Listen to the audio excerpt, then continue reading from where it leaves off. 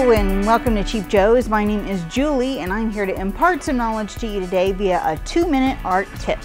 And today we're going to be talking about doing a change in direction. Changing direction abruptly and suddenly without warning is always good. So check out doing something new and different on a regular basis. And as some of you may know, if you've watched any of this before, that a lot of my work tends to be representational, portraits, people, you know, in colored pencil and stuff like that.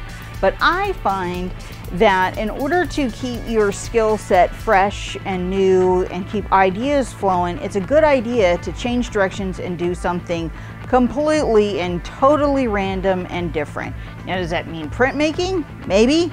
Does it mean like random stamping? Sure. Collage work? Yes, you should.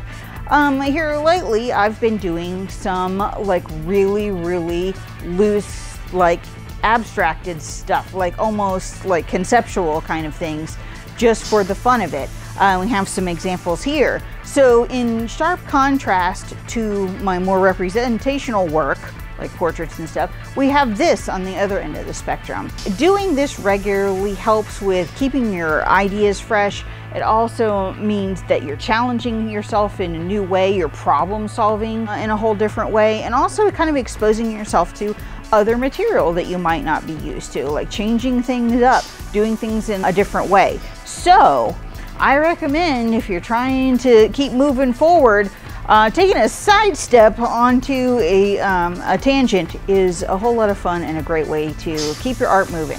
So enjoy.